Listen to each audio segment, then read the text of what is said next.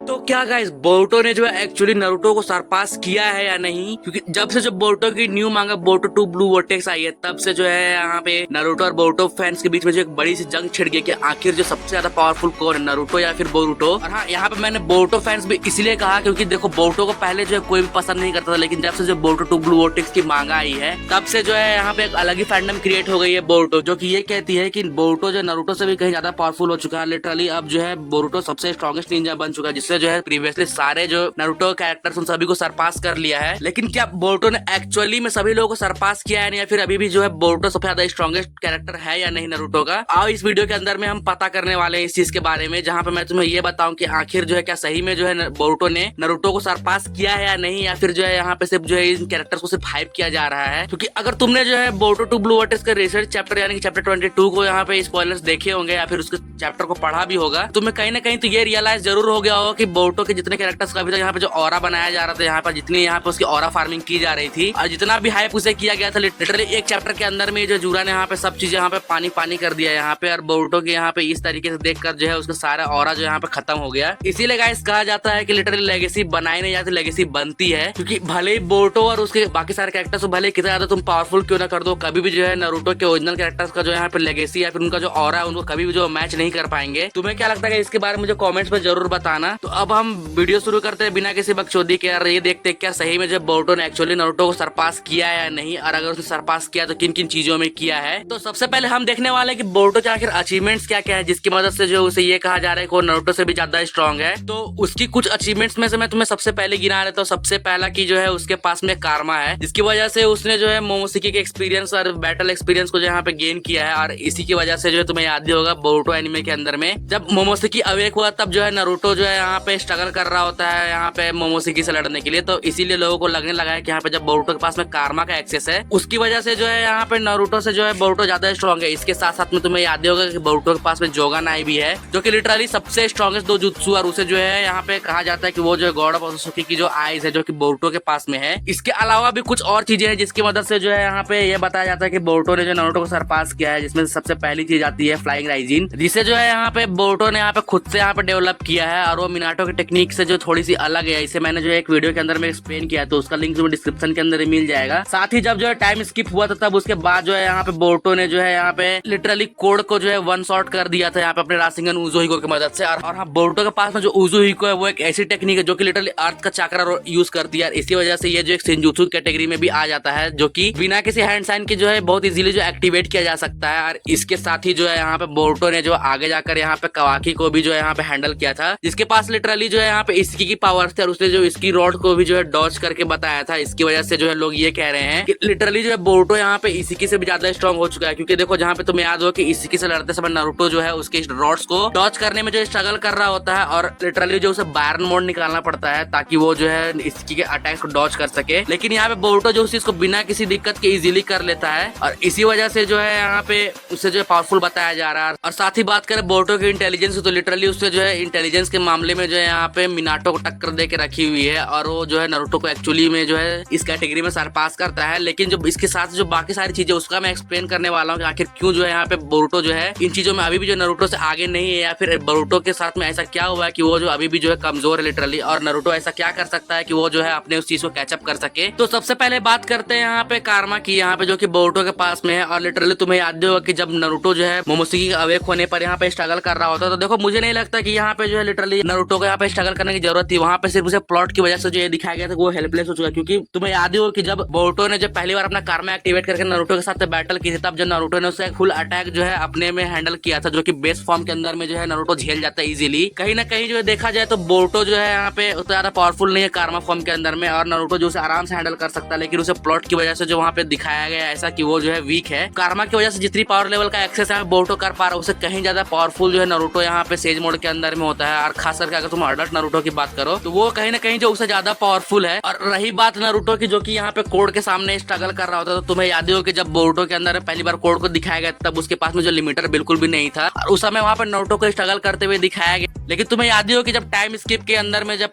First year हुआ था तब जो है बोरुतो और सास्के को जो यहाँ पे कोड और उसकी क्लोगरिम्स की आर्मी जो यहाँ पे घेर लेती है। लिटरली उस समय जो है यहाँ पे कोड जो है अपने लिमिटर्स के साथ में नहीं था, बल्कि उसके लिमिटर्स जो हट चुके थे। और तुम्हें याद ही हो कि कोड जो है जीगन से भी ज्यादा पावरफुल है जब उसकी लिमिटर्स जो हट जाते हैं। मैं यहाँ पे इसकी की बात बिल्कुल भी नहीं कर रहा, यहाँ पे मैं जीगन की बात कर रहा हूँ जिसने नारुतो और सास्के को यहाँ पे बहुत बुरी तरीके से मारा था। कोड जो है उससे भी कहीं ज्यादा पावरफुल था, लेकिन जब सास्के ने जो है लिटरली बिना अपने रिनेगान की मदद से अकेले जो है कोड और उसकी आर्मी को हैंडल किया था और उसकी एक आंख को जो स्लैश भी कर दिया था। अगर देखो यहाँ सास्के को यहाँ पे अगर बोरुतो को बचाना नहीं होता था कि वो कोड को भी मार सकता था। और सास्के जो है कहीं ना कहीं नारुतो का राइवल और दोनों की पावर लेवल लगभग सेम ही है। अगर यहाँ पे नारुतो उस जगह पे होता तो शायद वो भी जो उसे हरा सकता था। तो इससे तो ये तो पता चलता है कि नारुतो जो कोड से कहीं ज्यादा पावरफुल है। रही बात की कवाकी अटैक्स को डॉज करने की, तो तुम्हें ये मैं जरूर बताना चाहूंगी जो इसकी के पास जो यहाँ पे पावर थी और अभी जो कवाकी के पास जो पावर है उसकी जो पावर लेवल है उससे बहुत ज्यादा अंतर है। शुरुआत में लोगों को यही लग रहा था कि कवाकी की जो पावर है वो इसी की सेम पावर जो उसके पास से पड़ी हुई, लेकिन जब जो है यहाँ पे बोरुतो के कुछ चैप्टर्स यहाँ पे रिवील होते हैं तब तुम्हें हमें यहाँ पता चलता है कवाकी के पास जो पावर जो अभी वो करंटली यूज कर रहा है उसके अंदर जो लिमिटर्स लगे हुए हैं। यानी कि तुम्हें पता नहीं तो बता दो, अमाडो ने जो यहाँ पे कवाकी के अंदर लिमिटर लगाया हुआ था जिसकी वजह से कवाकी की जो फुल पावर है जो कि वो इसी की यूज करता है उसे पूरी तरीके से वो यूज नहीं कर पा रहा होता है। और इसी वजह से बोरुतो ने जो यहाँ पे कवाकी को वन शॉट कर दिया था। और अगर बात करें यहाँ पे बोरुतो के यहाँ पे जोगान की, तो देखो लिटरली किसी को भी नहीं पता है कि यहाँ पे बोरुतो के अंदर ये जोगान कहाँ से आई है और उसे ये जोगान कहाँ से मिली है। अब देखो लोग ये अजम्पशन करते हैं कि ये टोनरी की हरकत थी जिससे जो हिनाता को जब किडनैप किया था नारुतो द लास्ट मूवी के अंदर में, तब उसने उसके साथ में कुछ किया था जिसकी वजह से बोरुतो के यहाँ पे जोगान अवेक हुई है। लेकिन इसी को यहाँ पे सच्चा एक्चुअल में नहीं पता कि आखिर जो बोरुतो के पास में जोगान कहाँ से आई है और उसे जो लिटरली अभी जोगान को अभी बोरुतो कंट्रोल भी नहीं कर पाता है। तो उसकी बात तो अभी बाद में हम करेंगे यार। इसके अलावा बात करें लास्टली उसके इंटेलिजेंस की, तो हाँ यहाँ पे नो डाउट कि यहाँ पे बोरुतो ने जो एक्चुअली यहाँ पे नारुतो को सरपास किया है। उसने जो है यहाँ पे इंटेलिजेंस लेवल के मामले में जो लिटरली मिनाटो को यहाँ पे टक्कर दे के रखी हुई है, क्योंकि उसने जो है यहाँ पे कुछ ऐसे फिट्स अचीव कर दिए जिससे तुम भी कह सकते हो कि उसने सही में जो है नारुतो को यहाँ पे सरपास कर दिया है। लाइक जैसे कि उसका राशिंगन उजुई को जो उसने खुद ने डेवलप किया और उसकी फ्लाइंग राइजिंग की भी टेक्निक जो कि फ्यूचर के बोरुतो ने जो यहाँ पे क्रिएट की थी, और उस टेक्निक को यहाँ पे कासिन कोजी ने जो अपनी पावर की मदद से जो यहाँ पे बोरुतो को सिखाया था और उसने जो उस टेक्निक को मास्टर भी कर लिया है। लेकिन गाइस क्या इतना सब करने के बाद भी जो बोरुतो ने यहाँ पे नारुतो को सरपास किया है या नहीं, ये तो यहाँ पे मैं तुम्हें अभी बताने वाला हूँ। क्योंकि देखो तुम्हें याद हो कि चैप्टर 22 के अंदर बोरुतो के जब जूरा यहाँ पे एंट्री करता है तब वो लिटरली जो बोरुतो से फाइट करता है। बोरुतो को जो इतने समय की जो हाइप बनी हुई थी वो सारी हाइप और ऑरा फार्मिंग जो उसकी थी वो जो चैप्टर के अंदर में जो खत्म हो जाती है, जहाँ पे जूरा जो है बोरुतो को बहुत इजीली जो है यहाँ पे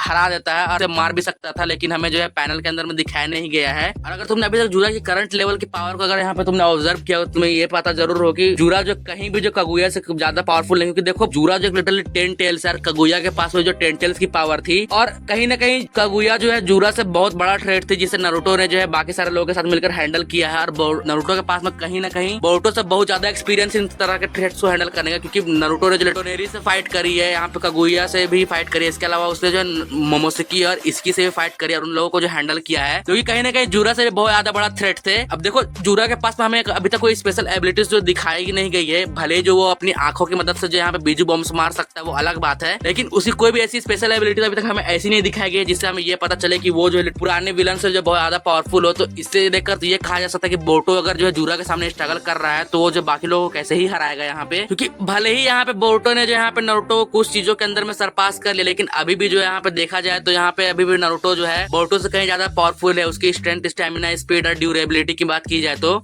नारुतो एक लिटरली हाफ उजुमाकी, जिसकी वजह से उसके पास में इतना चाकरा है कि वो जो है अपने थाउजेंड्स ऑफ क्लोन जो है बिना कुरामा की मदद से भी बना सकता है। और तुम्हें याद हो कि जब बायरन मोड के अंदर में नारुतो जो था फाइट कर रहा होता है, तब जो वहाँ पे नारुतो और कुरामा दोनों का चाकरा जो एक साथ बर्न हो रहा होता है और जिसका भी चाकरा उसमें से पहले खत्म होता है वहाँ पे लिटरली वो जो मारा जाता है। और इस बैटल के अंदर में भी जो है यहाँ कुरामा के चाकरा को यहाँ पे आउटस्मार्ट कर देता है और लिटरली कुरामा जो यहाँ पे खुद को सैक्रिफाइस कर देता है। इससे ये तो जरूर पता चलता है कि नारुतो के पास में लिटरली जो अपने उजुमाकी लिनियज की वजह से भी जो इतना चाकरा है कि वो जो एक 9 टेल के चाकरा के बराबर में है। इस वजह से जो है यहाँ पे नारुतो के पास में थोड़ी सी अटैक पावर जो उसके पास में ज्यादा बढ़ जाती है। और देखो कहीं ना कहीं जो बोरुतो के पास में जो अटैक करने की जो लिमिटेड चीज, उसकी वजह से यहाँ पे बोरुतो के पास में लिमिटेड अपॉर्चुनिटीज होती है, क्योंकि वहाँ पे सिर्फ बोरुतो के पास में लिमिटेड ऑप्शन से अटैक करने के, जहाँ पे उसके पास उसकी सिर्फ एक स्वॉर्ड जिसको जो है वो लाइटिंग रिलीज के साथ में यूज करता है, और साथ ही अपने फ्लाइंग राइजिन को जो अपने राशिंगन उजुई को और नॉर्मल राशिंगन की मदद से जो मिला के यूज करता है। लेकिन कहीं ना कहीं अगर इस चीज में देखा जाए तो नारुतो के पास में जो ज्यादा अपॉर्चुनिटीज है वो अपने शैडो क्लोन्स और अपने राशिंगन के अलग अलग वेरिएंट्स की मदद से अटैक के जो ऑप्शन है नारुतो के पास वो बढ़ जाते हैं। और अगर नारुतो जो यहाँ पे थोड़ी सी अपनी पावर और अच्छे से यहाँ पे अगर यूज करता है तो उसके पास में जो लिटरली अटैक की जो अपॉर्चुनिटीज और यहाँ पे चांसेस हैं वो भी बढ़ जाते हैं, क्योंकि नारुतो की जो फायर पावर है कहीं ना कहीं बोरुतो से कहीं ज्यादा पावरफुल है। नारुतो ने जब से कुरामा खोया उसके बाद से जो उसे बहुत ज्यादा नर्व कर दिया गया है और बोरुतो जिस स्पीड से यहाँ पे पावर अप कर रहा है, कहीं ना कहीं जो एक टाइम के बाद वो नारुतो को लिटरली सरपास कर देगा। लेकिन चीज में अभी भी बहुत ज्यादा टाइम है बोरुतो जो नारुतो को सरपास करे। और अगर देखा जाए यहाँ पे तो नारुतो के पास में भी जो बहुत सारे पॉसिबल ऑप्शन है कि इसकी वजह से वो जो वापस से कम बैक कर सकता है। और मैं यहाँ पे जेन्युइन चीजें बताने वाला हूँ जो कि यहाँ पे नारुतो एक्चुअली में कर सकता है, क्योंकि थ्योरी से अकॉर्डिंग तो यहाँ पे नारुतो जो टेंटल का जिंजुर्की बन के भी जो है यहाँ पे पावरफुल बन सकता है, लेकिन वो चीजें करना जो है लाइकली इम्पॉसिबल है यहाँ पे। लेकिन कुछ ऐसे पॉसिबल ऑप्शन जिसका यूज यहाँ पे नारुतो कर सकते हैं, जिसकी मदद से वो जो है वापस से स्ट्रॉन्गेस्ट कैरेक्टर बन जाएगा। तो वो पॉसिबल ऑप्शंस मैं यहाँ पे तुम्हें बताने वाला हूँ। तो सबसे पहला ऑप्शन जो है नारुतो के पास में हो सकता है उसकी फ्लाइंग राइजिंग को यूज करना, क्योंकि देखो यहाँ पे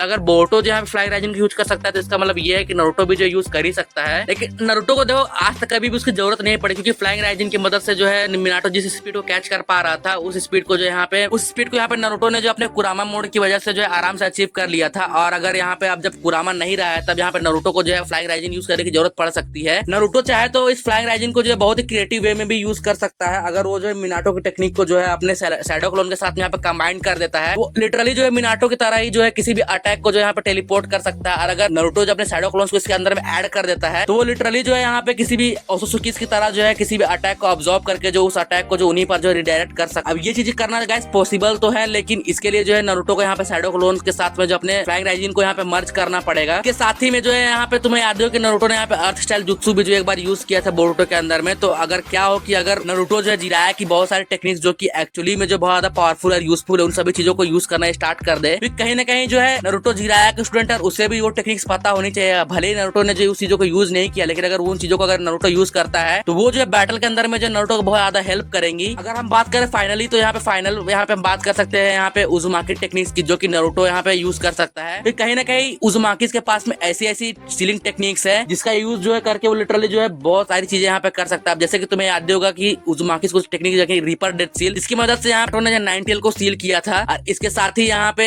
थर्ड होकागे ने भी जो है यहाँ पे इस चीज का यूज करके जो है फर्स्ट और सेकंड होकागे और ओरोचिमारू के हैंड्स को जहाँ पे सील कर दिया था। ये एक बहुत ही पावरफुल टेक्निक है जो कि यहाँ पे नारुतो यूज कर सकता है। इसके साथ में जो नारुतो अपने उजुमाकी टेक्निक्स को यूज कर सकता है कुशिना की तरह, जो कि उसकी एडमेंटाई चेन की यूज करके जो है वो किसी भी चीज को सील कर सकता है। और साथ ही उजुमाकी जो है अपने लिटरली सीलिंग टेक्निक्स के लिए बहुत ज्यादा फेमस है। तो नारुतो अगर उन टेक्निक्स को अगर यूज करना चालू कर दे तो पॉसिबली ये हो सकता है कि नारुतो जो है यहाँ पे फिर से जो अपनी उस पोजीशन को ग्रैब कर सकता है स्ट्रॉन्गेस्ट होने की। और इन मामलों में जो बोरुतो कभी भी जो नारुतो सरपास नहीं कर पाया, क्योंकि देखो बोरुतो के पास में कहीं ना कहीं जो है चक्रा की बहुत ज्यादा कमी है, क्योंकि वो जो है उजुमाकी नहीं है बल्कि वो जो है यहाँ पे उजुमाकी और ह्यूगा का मिक्स है। इसी वजह से उसके पास में जो है नारुतो से कहीं कम चक्रा रिजर्व है। ये बातें जो हमें बोरुतो के अंदर में लिटरली क्लियर कर दी गई थी कि नारुतो के पास जितना चक्रा है बोरुतो के पास में उसके आधे का आधा भी नहीं है। तो इसी वजह से जो है बोरुतो कभी भी इन टेक्निक्स को जब मास्टर पूरी तरीके से नहीं कर पाएगा, लेकिन नारुतो चाहे तो इन चीजों को मास्टर कर सकता है। बात ये हो जाती है कि एक्चुअली में क्या राइटर्स ये चाहते हैं या नहीं। अब देखो यहाँ पे नारुतो जो है यहाँ पे कावाकी के डायमेंशन के अंदर में सील है, और हमें ये चीजें तब तक नहीं पता चलेंगी जब तक जो नारुतो वापस नहीं आ जाता कि नारुतो जिन चीजों को एक्चुअली मास्टर करेगा या नहीं। कि देखो नारुतो को भी अब कुछ ना कुछ पावर अप्स की जरूरत पड़े, क्योंकि अब जो फाइनल बैटल यहाँ पे होने वाली उसके अंदर में नारुतो का होना यहाँ पे बहुत ज्यादा जरूरी है। तो उसे भी कुछ ना कुछ न्यू पावर अप्स तो जरूर मिलेंगे। अब ये चीजें जो है आगे आने वाले चैप्टर्स के अंदर पता चलेंगी कि नारुतो का आखिर क्या पावर अप्स मिलेंगी या फिर उसे कुछ पावर अप मिलेगा भी या नहीं।